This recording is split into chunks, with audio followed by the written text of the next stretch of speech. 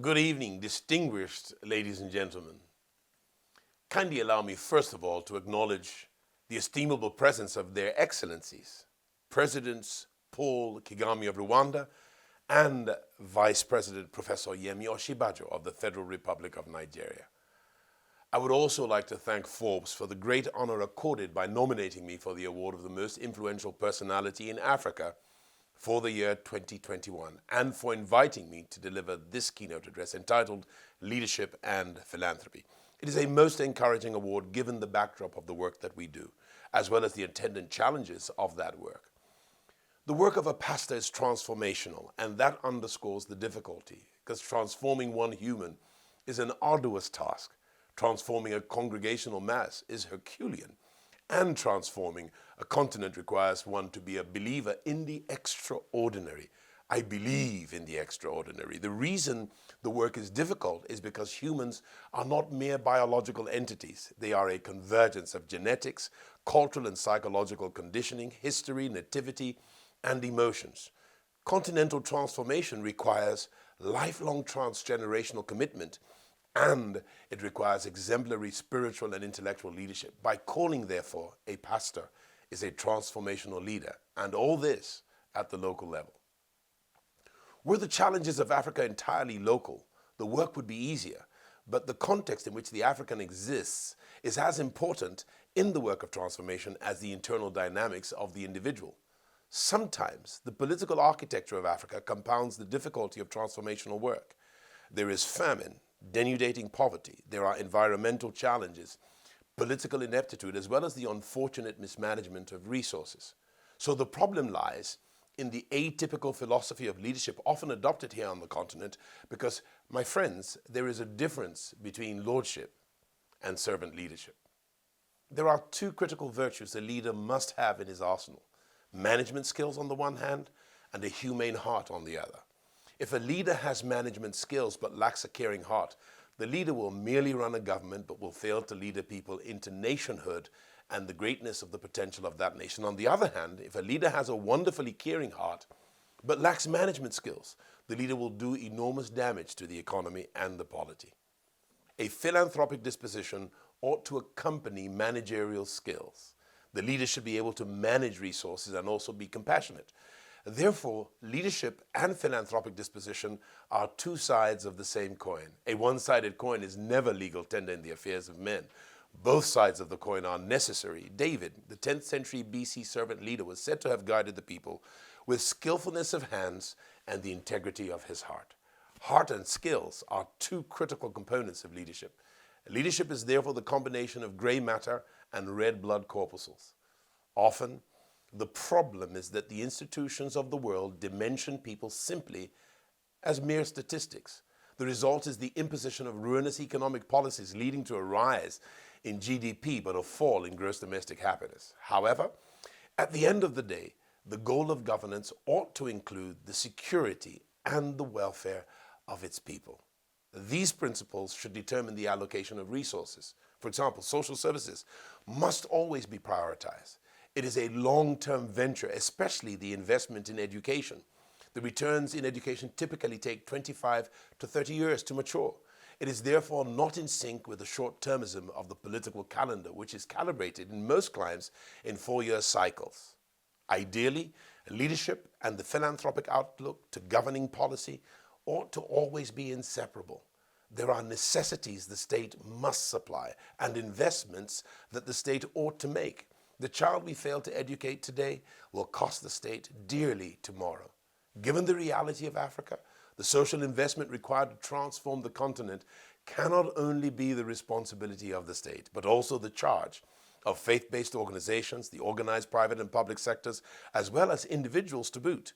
Wherever there's a gap, the gulf ought to be bridged. Where the state fails in showing empathy, we all should step in.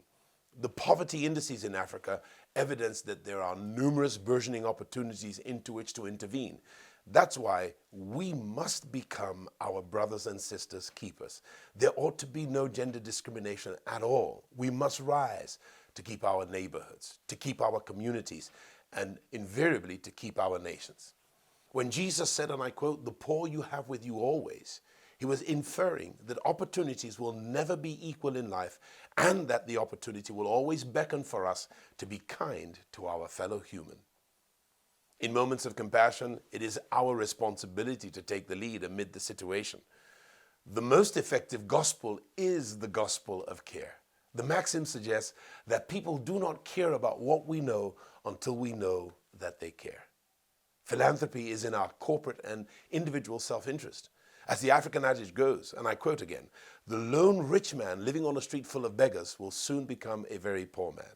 Philanthropy guarantees security, and it is Africa's informal social security system. If it fails, society fails. If society fails, civilization degenerates. In our quest to be practical with our theology, the Rock Foundation and the House on the Rock with whom I serve, we have endeavored over the last quarter of a century to identify and bridge the gaps in social care, while acting at the same time as catalysts for other organizations in the faith-based, private and public sectors to engage likewise as us as partners in our various localities. The focus of our philanthropic endeavors has been wide and varied. We have provided healthcare, education, prisoners' welfare, infrastructural support for disenfranchised communities, including the prisons. We have provided skills acquisition for the artisan class, which make up about 30% of most economies, women's empowerment for the women, critical support for widows, and the rehabilitation of gang members known in our climes as area boys, in other climes as Crips and Reds. And also we've given medical interventions such as our work in creating the Ebola Containment Trust Fund, and more recently, equipping and supporting interventions to ameliorate the COVID-19 scourge in Nigeria. The needs are many, and when there's a failure of political leadership, the need for philanthropy becomes much more crucial. Without caring for our proverbial neighbors, civilization fails. It is through philanthropy that we address one of the great philosophical questions, which asks the question, what does it mean to be human?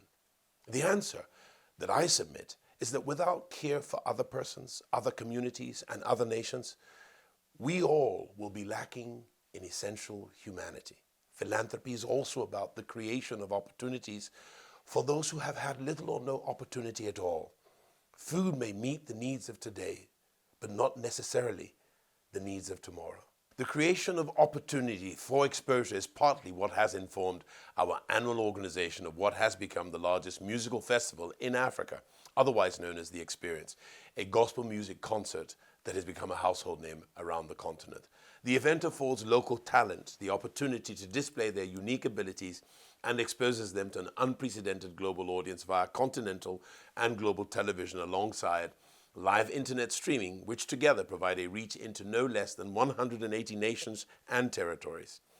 The experience also gives opportunity for African American participants to connect with their African roots, while other visitors of European and Asian stock have an opportunity now for rapprochement with African history and African culture. The experience is a collage of multiracial cultures. It really is quite incredible. In all these, what is often unheralded is the entrepreneurial opportunity enabled for many young men and many young women by the experience. A vast night market is literally created in the evening of the concert, and several businesses are spawned throughout the weeks preceding. The CNBC, in its analysis of the experience one year, reported that the estimated economic impact of the event on the Lagos state and Nigerian economies was about $25 million approximately. Numerous SMEs have been birthed by the experience. Commerce in sectors as diverse as food, hospitality, clothing, memorabilia, security, technology, media and entertainment, facilities management, events management, as well as logistics, including aviation, ground transportation, and local and international travel management, have all been created as a result of the experience. The experience has also become a lead catalyst and benchmark for the replication of similar events across the entire continent. As I conclude, allow me to underscore the fact that everything rises or falls because of the quality or the lack of quality in leadership.